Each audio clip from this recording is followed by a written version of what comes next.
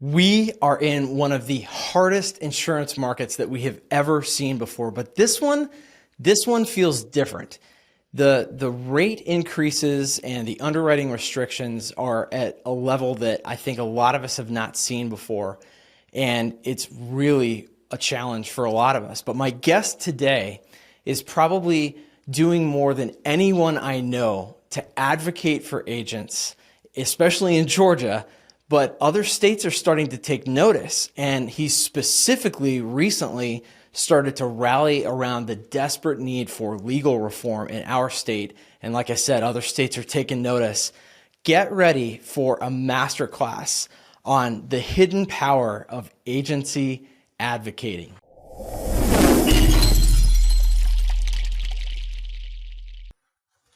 My guest today is John Barbour, who is the CEO of the Independent Insurance Agents of Georgia, IIAG, otherwise known as the Big I. He manages all aspects of the association as well as serves as their association lobbyist at the state capitol. John has worked 22 years at the state capitol, 5 sessions for the Georgia State Senate, 9 sessions as a lobbyist for the Georgia Association of Realtors, and now 8 sessions for IIAG. Welcome to Agents Growth Academy, John Barbour. What's going on, my friend? Hey, Jim. Good to be here. Yes, sir. I can't thank you enough for all that you do, but this weekend is a very special weekend. What are you doing for for Mother's Day? Yeah, Mother's Day weekend. So tomorrow, heading up to the in-laws to be with my mother-in-law, and then Sunday will be with my mom. Which is important. Because we all have so many mothers in our lives and people to thank. Both sides of my family have experienced some loss this year, so really looking forward to being with our mothers and supporting them. And then at the end, we'll also find time to recognize my wife, who's also a mother. So busy weekend. Can't leave that out, man. I know, like for me, Mother's Day sometimes gets a little stressful because a lot of times my mother-in-law is in town, and then my parents live just down the street, and then juggling have to make it about my wife too. Her birthday is also like 2 days before Christmas, so that really gets to be a challenge. So I feel you, man. I feel you. Well, speaking of challenges, as I said at the beginning, I mean, we are in an unprecedented time in terms of this hard market and just the number and scope of underwriting restrictions, carriers even pulling out of the state, and rate increases. As one of my colleagues, John Hall, says quite often, this is one of the first years or one of the first times in my career that it's almost not fun, especially when the clients are fussing at us or they're calling and saying, hey man, I can't afford this and I got to go out of business. So I guess my question to you in terms of what you do for us is, let's start out. Just kind of tell me how you even got into doing what you do at the Big I. Yeah, so I'll just quickly, kind of give a recap of, how I got into lobbying, right? You don't go to college, to be a lobbyist. There's not a major there. Some people do political science, but oftentimes that, doesn't lead to one particular thing or another. So, ironically, I was working at a restaurant in college, and the deputy secretary of the Senate was a regular customer, and he came in frequently. We got to know each other. And he was, we formed a relationship, and this will be the theme, this whole pattern is relationship. So we formed a relationship, and then he asked me, what are you going to do when you graduate? And I said, man, I have no idea. And he said, well, why don't you come intern at the state Senate? And I've always been interested in politics and thought that would be an incredible opportunity. So did that in the 2003 session, then ended up getting an offer to work full time for the state Senate, did that for another 4 years. Formed a relationship with the lobbyist for the Realtor Association, asked him to lunch just to learn more about what he does. Lobbyists have a very mysterious presence at the Capitol. They have no offices. They're always just roaming around and just, active, passionate, just confusing when you're sitting in your office and then you see all these people running around. So wanted to know more about what he did. Asked him to lunch. We went to lunch, and at that lunch, he asked me, are you looking for a job? And I said, man, I didn't ask you here to ask you for a job. And so one thing led to another. he did offer me a job, ended up working for the realtors for 9 years, then got a call from a mutual friend of ours, Alan Webb, who was the incoming president of the Big I here in Georgia at the time. Alan's with Snelling's Walters Insurance. And truthfully, Jim, I blew him off at first because I didn't know enough about the independent agency channel.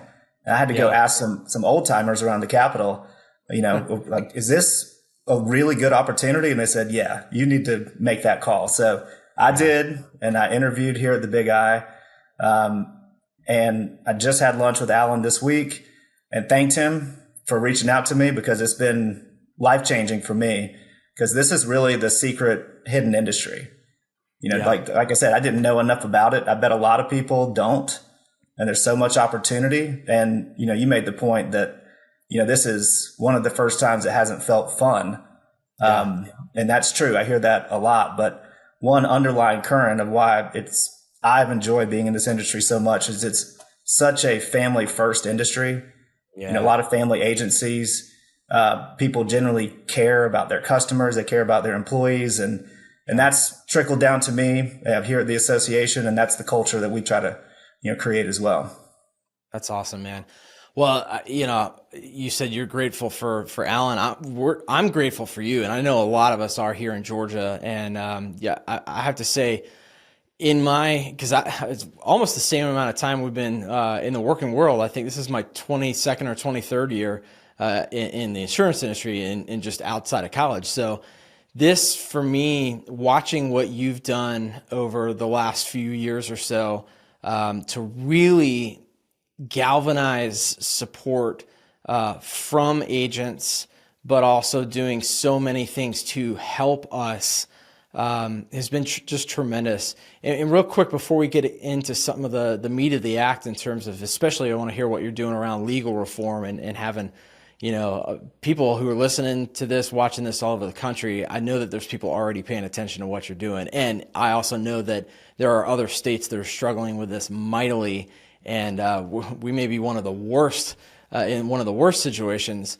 But first, tell me, what have been some of the biggest highlights for you since you've been working with the Big I, like things that you've been able to get done or see get done?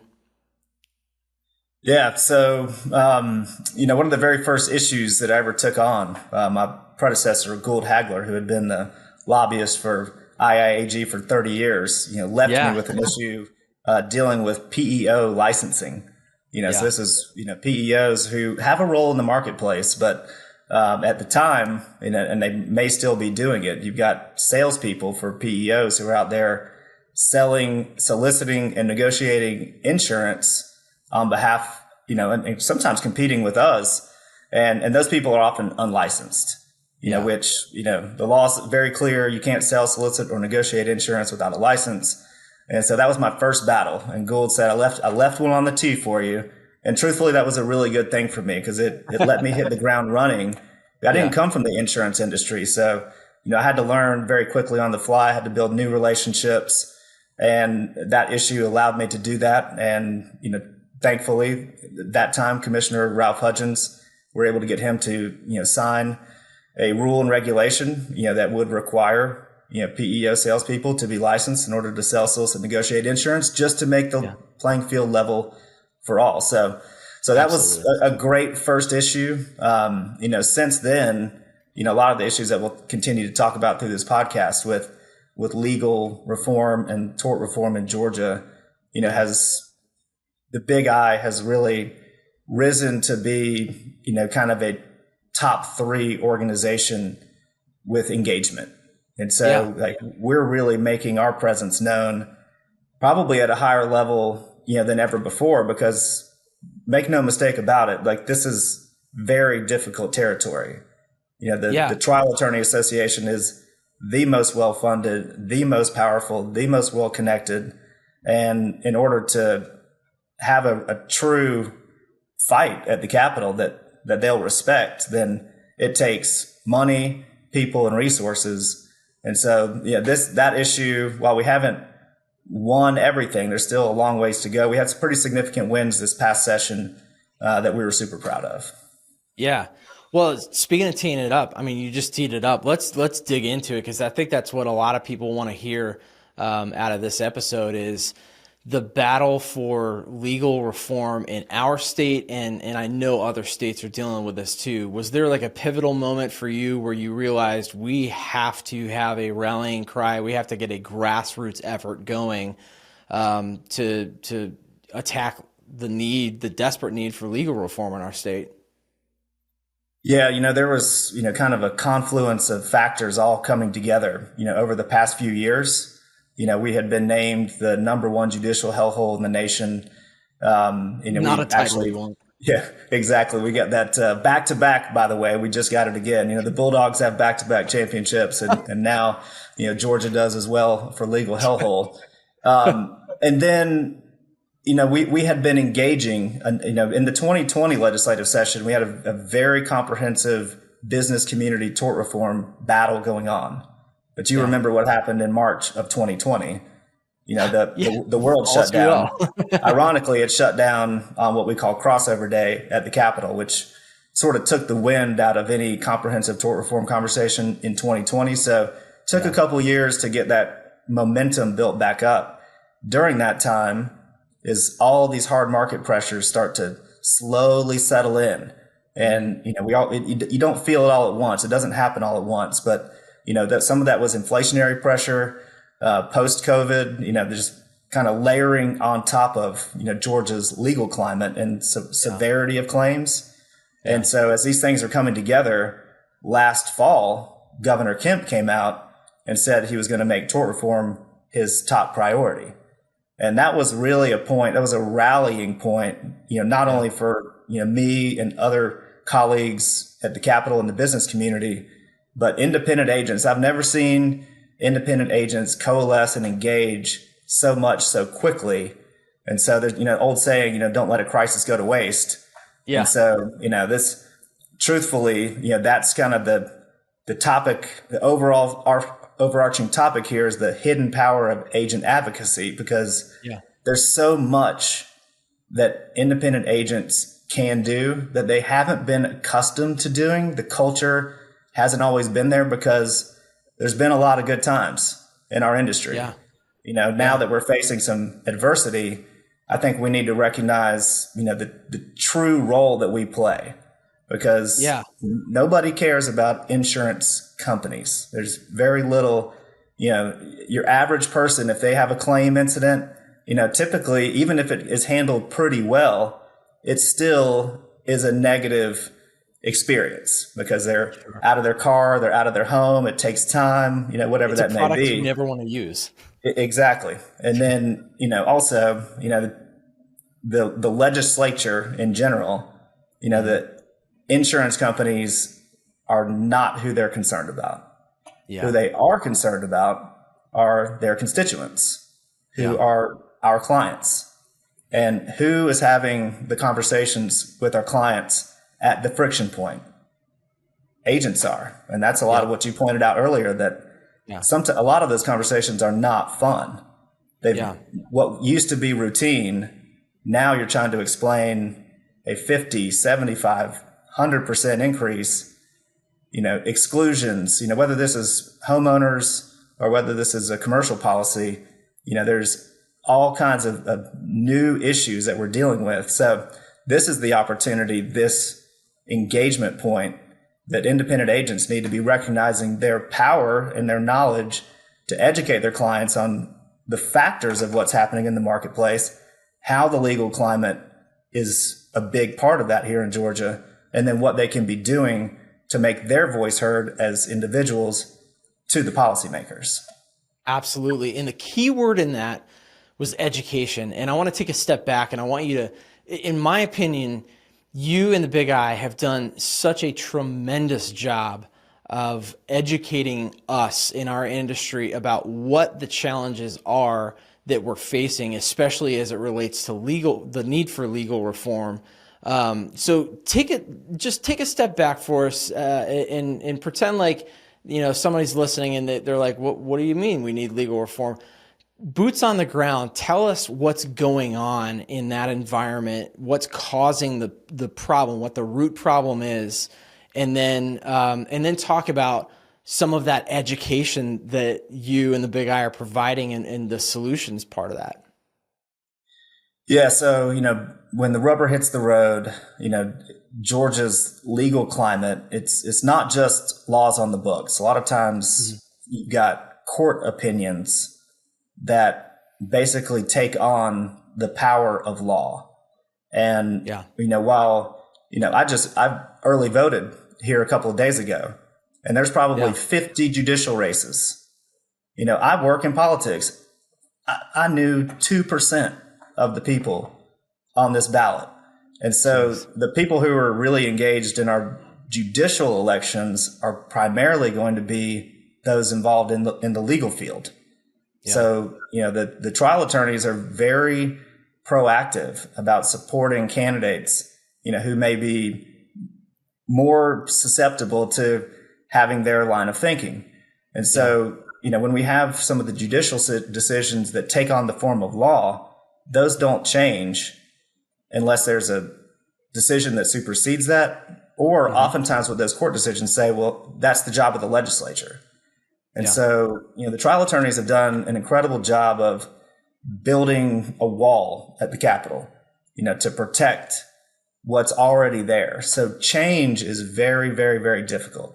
And just recently, a couple months ago, we had the CEOs of Selective Insurance and Cincinnati Insurance that met with me and some others in the governor's office to talk about some of these issues. And when they were asked, what's different about Georgia, because they're operating all across the country, they say it's severity. So it's how these decisions and in these claims cases in Georgia, they end up blowing up to be extensively more expensive than other states. And so there's a number of elements and procedural things within Georgia law that make Georgia sort of a hotbed, for these nuclear verdicts, compared to some other states. It sounds like you're referring to nuclear verdicts, which is that how would you define a nuclear verdict?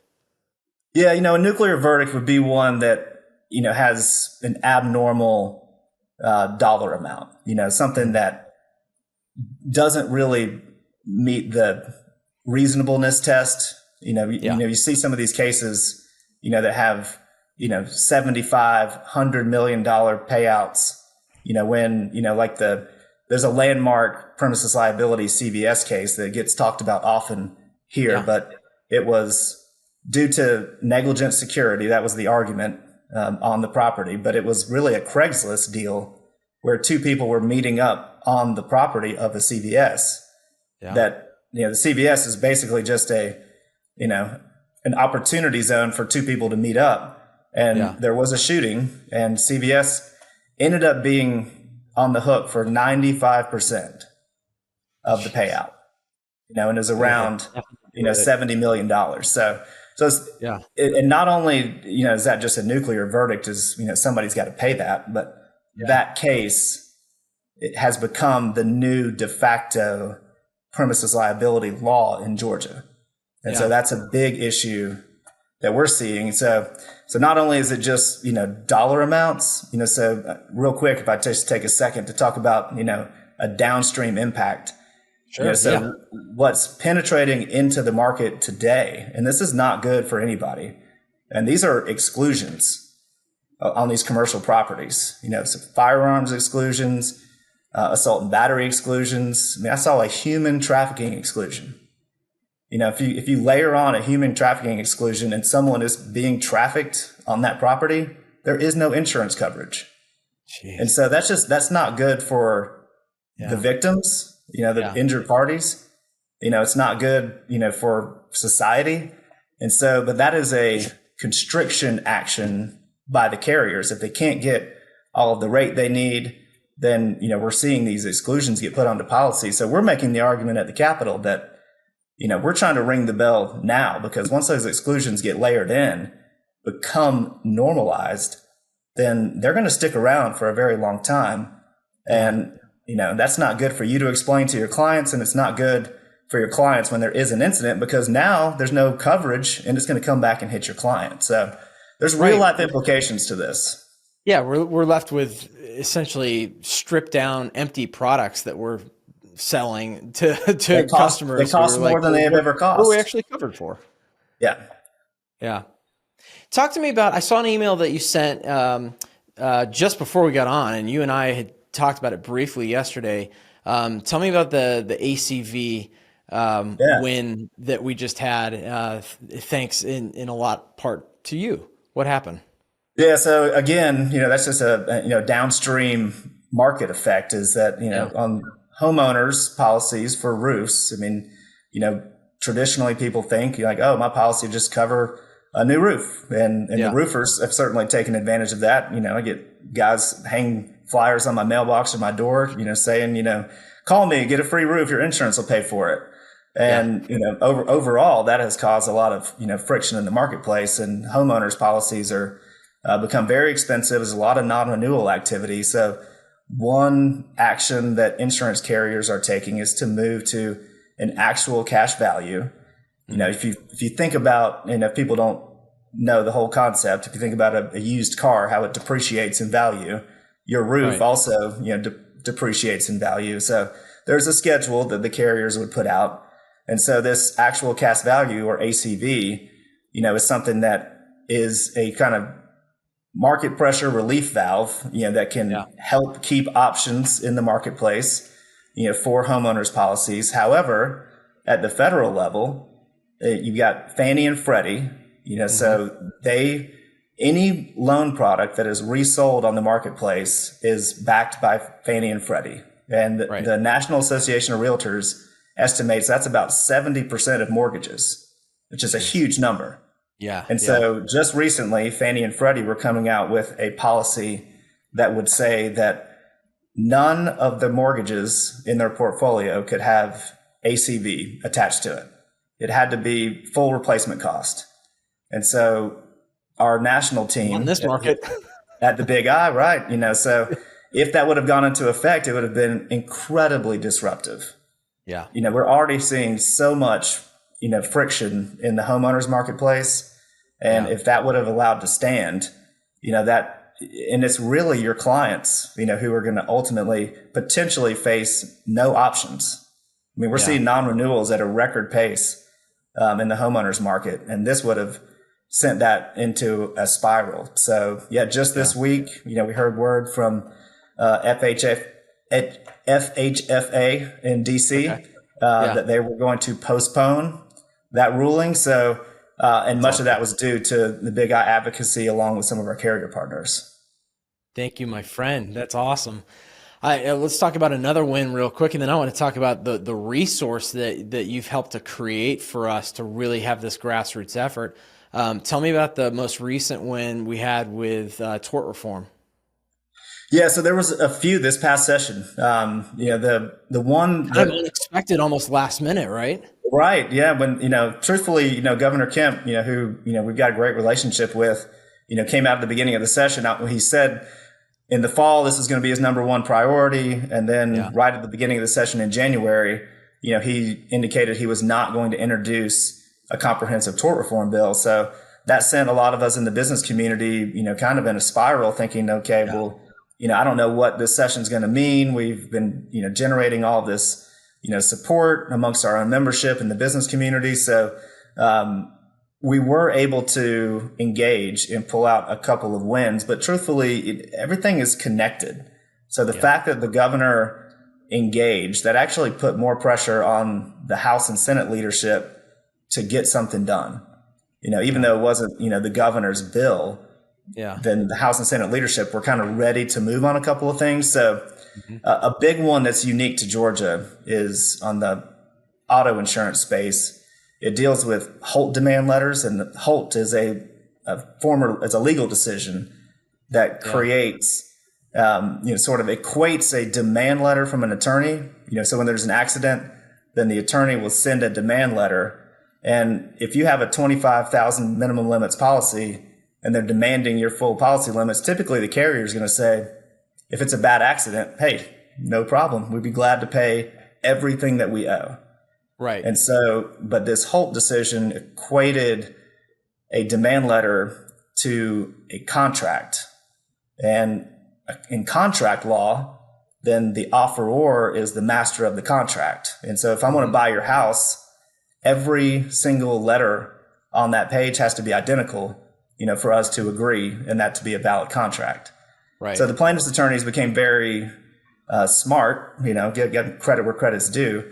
And they would create these demand letter scenarios where it would create where the insurance carrier perhaps could not meet every single little thing that was demanded.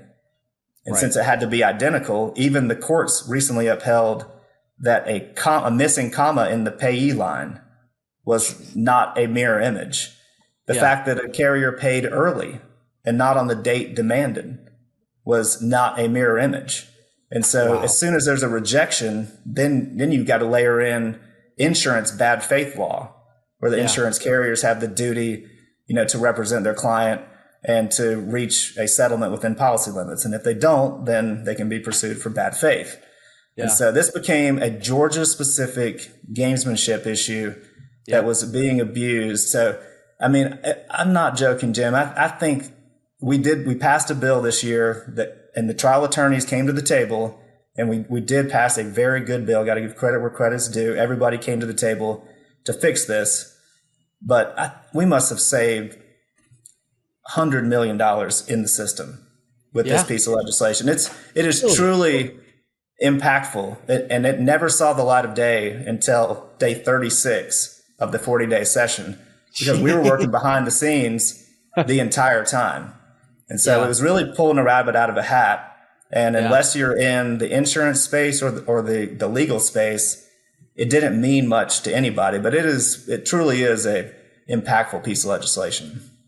Well, and you say it didn't mean much to anybody who understood it, but as you said before, kind of that, trickle down effect, it affects everybody, because we're paying, and by the way, I use this phrase because you have it on the resource that I want you to talk about, but we're essentially, as Georgia citizens, paying a tort tax, right?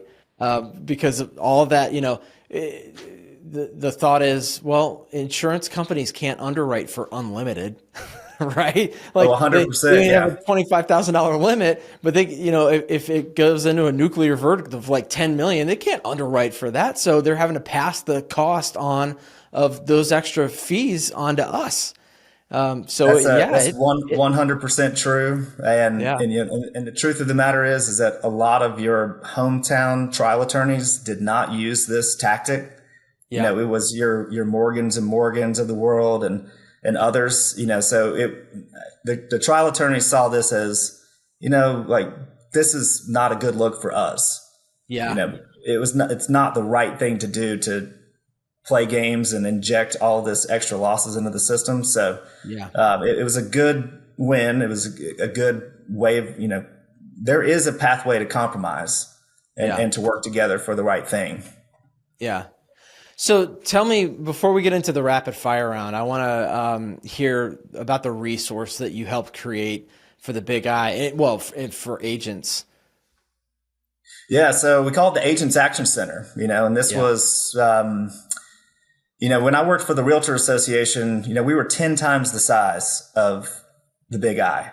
They've got over 1 million members nationwide.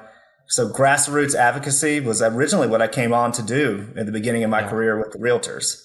And so it's something that has always been, kind of deep in my heart.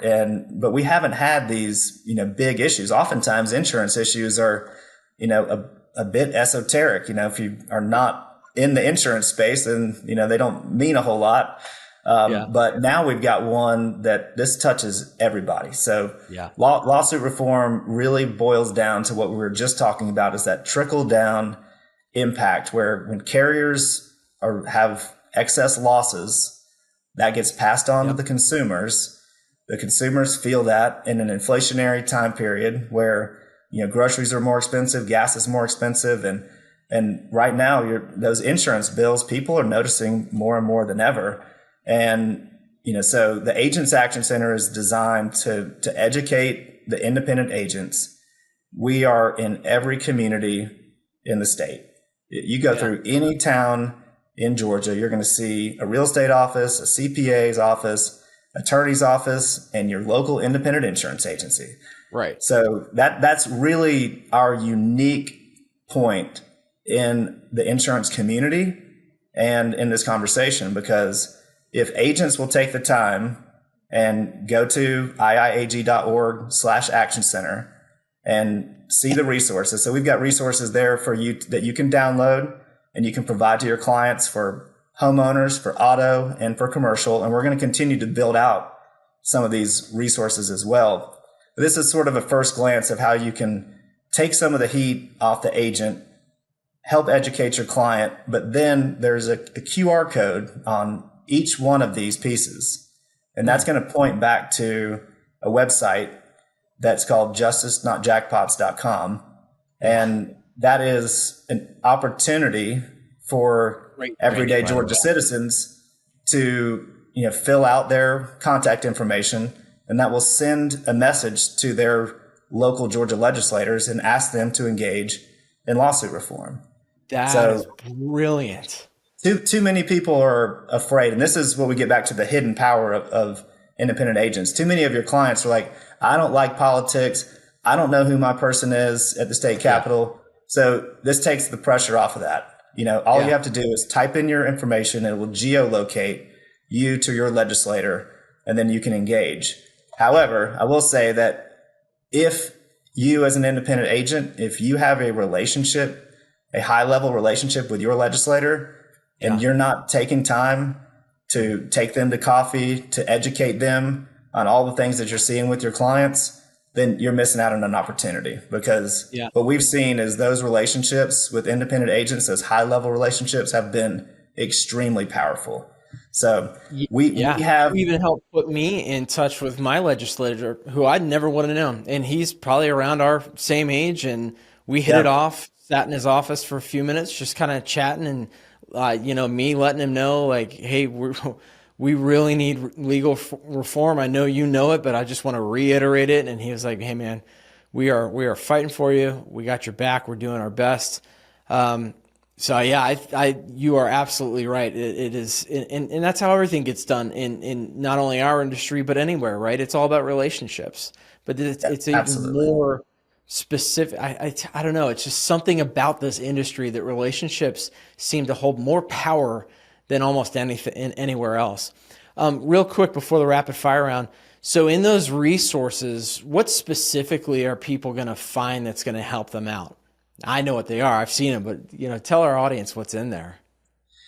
Yeah. So, you're going to have some social media content that you could use at your agency. There's, articles and blog posts. If you're just looking for something to help communicate to your clients who, are always pressuring you on the why, so we're trying to help answer the why. And then, why is my insurance so expensive now? Yeah, exactly. Then try to give a relief valve, for action. If your clients are truly unhappy, complaining to the agent is not going to do anything, because you've already advocated on their behalf to the insurance company. Yeah. So we know what the answer is. The company's either a no, or this is as good as it's going to get in this market. So in order for things to change, we need to educate our lawmakers. And, look, they have thousands of issues they deal with. Mm-hmm. And so if we as the insurance community are not making noise and making our voice heard, they've got a lot of other things that they can deal with. So if we feel like this is important, then there are tools to help people be educated and to engage. And I would really encourage people to go and to take advantage of it. I love it. I know you've got teenage girls, right? So you've probably seen the animated they're version. 12 and a half, not quite. It's a boy and girl. Okay. I aged them. Sorry. I mean, it feels like I've got teenagers, so I feel like I'm already there. Have you seen the animated version with Jim Carrey of Horton Hears a Who?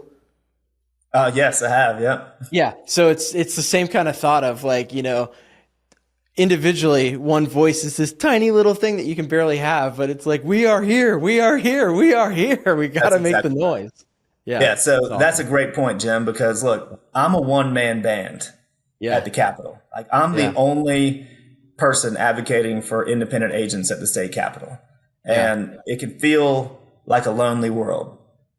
But where the other groups have started to rally behind the Big I is because they recognize that it's our relationships and that we have this unique voice with our customers. So I need your help. So, let's do this together, y'all. Absolutely. Never did you ever think that you were going to hear a reference to Horton Hears a Who on an insurance podcast. All right, let's get into the rapid fire round. I want to learn a little bit more about you and things that are important to you. So first one is, what's one piece of technology or software you can't live without? And if it's on your phone, you got to give me an app specifically. Yeah. All right. So I'm a lobbyist, so I'm not a tech guy. So let's start there. So when I'm at the Capitol, so it's like 4 months out of the year, my phone is all I have. Yeah. So I'm living off of it. So I am going to go with my phone, so for me, but I also not only just a lobbyist, but I run the association. So we're a staff of 8. I'm running a small business just like most. So, whether that's, it's connectivity apps, whether that's Microsoft Teams or Bill.com, I can, be at the Capitol in an office and be approving bills and keeping the function of the association going. So, and then personally, I'm a huge music fan, so I'm going to have to throw Spotify in there. Heck yeah, man. I love it. I love it. What's one book you're currently reading or that you've read that you would highly recommend on any subject? All right. So currently reading, I'm reading, it's a crime fiction book called All the Sinners Bleed.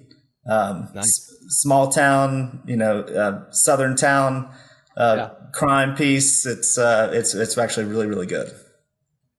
You were made for like legal / politics / I love it. I can start to see how your mind works.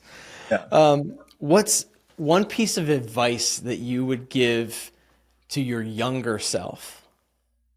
Yeah, so I give this to my son. My son's like a mini me at 12 and a half, and I look at him. So, school came pretty easy to me and, kind of was able to coast through and have fun and still get good grades. But there are times when I look back and I'm like, I should have done the hard things.